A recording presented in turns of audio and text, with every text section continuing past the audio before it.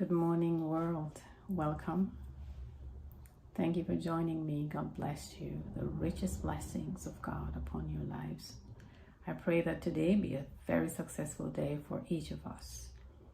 Again, thank you for always supporting, loving, and showing kindness to not just me, but to your neighbor, to your family, and to everyone who you come in contact with. Spread a little bit of love. Today I want to just share with you 9 gifts John gives us how leaders inspires action. John traces development from Genesis, Exodus, the prophets, to show us a pattern of thoughts in the mind, the way to think, spoken word, and actions. This helps him to link events in time past as he describes each result of people's thoughts, word, and action. Follow his sequence. He tells us what happened to the people who failed and had lack, and teaches how Yeshua cared for them. Notice the essential parts of real conversations and events that leads up to it. To start his report, he shifts audiences to the beginning of creation. He uses flashbacks to help him explain what happened and the past failures. He presents events in exact orders in which they occur, moving from first event to last. And sometimes he goes in betweens. Ask yourself, what's really going on here? What are we to learn? What is John teaching, not just the audiences back then, but us today? So here are 9 gifts I'm going to share with you. Number 1, John 1:1. Leaders inspires action with a well-defined plan that is the fairest to bring goodness in the life of people across the world. Not do too many things in a day. To simplify, it means speak up. Let the fruit of your mouth be kindness, sowing outward goodness that people can walk in its benefit and gain a new life, full of beauty, and see good things that change their world from bad to the best.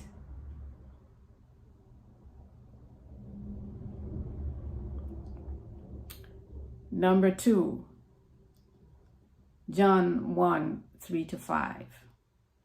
You need an effective partner, a human being, as Yeshua, who feels and practices kindness, but will leverage power and compete and win.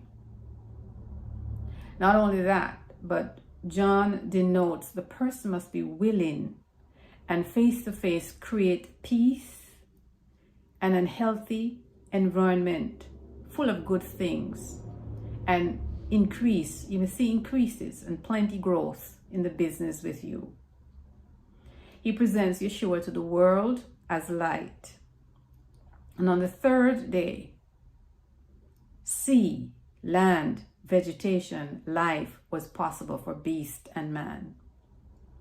Yeshua radiated in the world and dispersed the darkness that enshrouded the sun, moon, food, and animals to make them good or very good. How good would it be if you have a partner that on the 3rd day, whatever problems that is existing in your business, their thoughts, their words, their action can radiate light and destroy or bring back anything that has been destroyed. It brings it back, restore it to a better condition.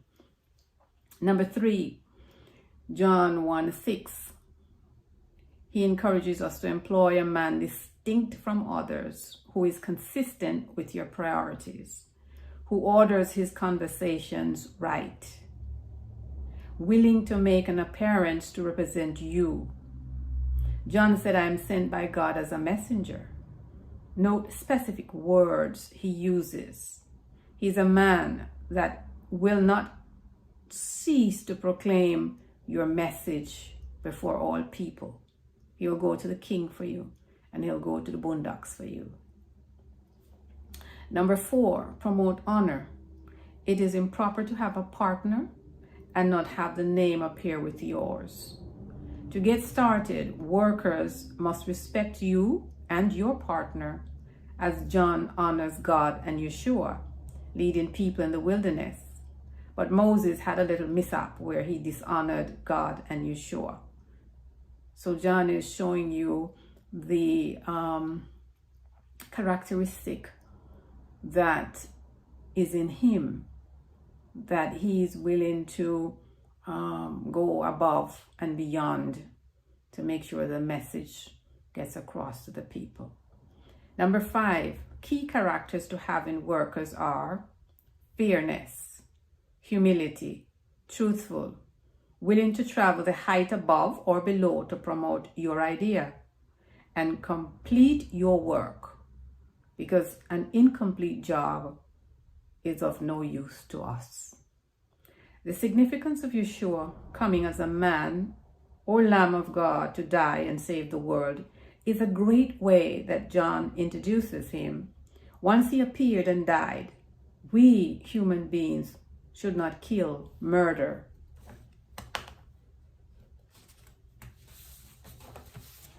be hanging any other human because it cursed the earth.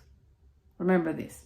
People in your establishment must not be abused, pushed down, killed, murdered.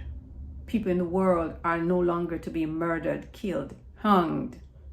Forced death is cursing the earth. It's a continuous curse on the earth. Number 6, John 1:40. Equality in top spots to peers who see themselves as a fit to join you is a necessity. With the idea of Genesis, John names Andrew as the first man to return to God as a disciple, to join force with him to promote the good news. Number 7, it is not proper for you not to have a woman in top position at workplaces. With the background of Genesis, John uses a woman, pointing out the credibility of who Yeshua, Jesus, is. He uses her to tell us what happened by saying the woman said, "Whatever he says to you, do it." A difference to the first woman. John uses this to show the world that it is okay if a woman enters with warm strength, who realizes her gifts, but is willing to work in unison with men. Number 8, John 2:9. The person at the head has to be exceptionally knowledgeable about you and your product. A sublimely simple phrase using the word head, John used to describe the master of the feast. What is the symbolism of head? It represents someone with authority, wisdom, and intellect. John says the master tasted the wine, but he did not know where it came from. Stop and think why John put that detail there. What is the initial problem in Genesis? Is it not knowledge? Yes, it is.